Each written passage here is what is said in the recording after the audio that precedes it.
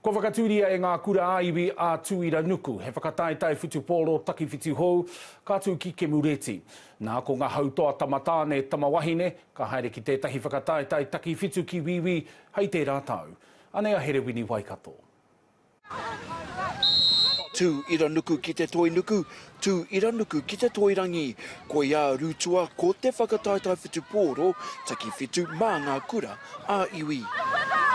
Ka tū tēnei kaupapa whakahirahira, mō nā uri, no nā kura paku nei.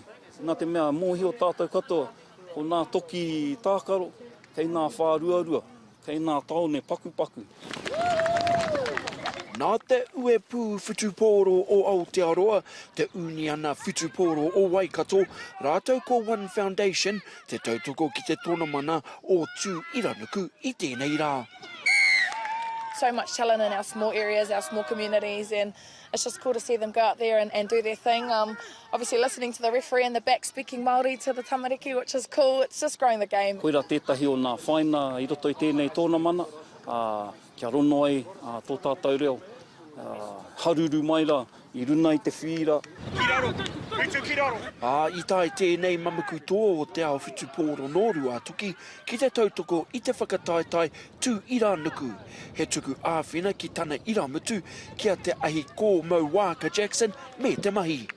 Me peke ki te pōro, me tiki te pōro, ka whiwa ki tōku, me tino pai ki te tākaro ki a rātei, rākei mana.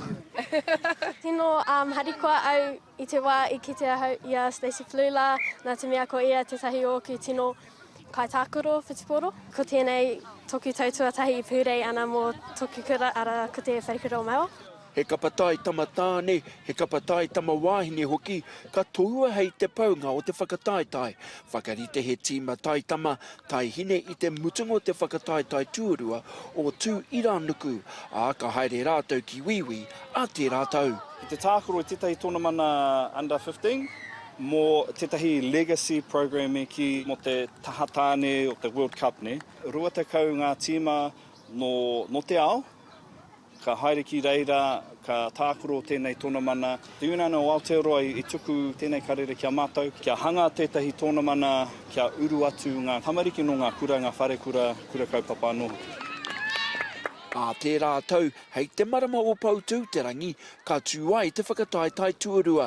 Whai muri tērā, ka haere ngā tīma e rua ki wiwi, hei te hepe te mā. He rua ni Waikato, te Ao Mārama.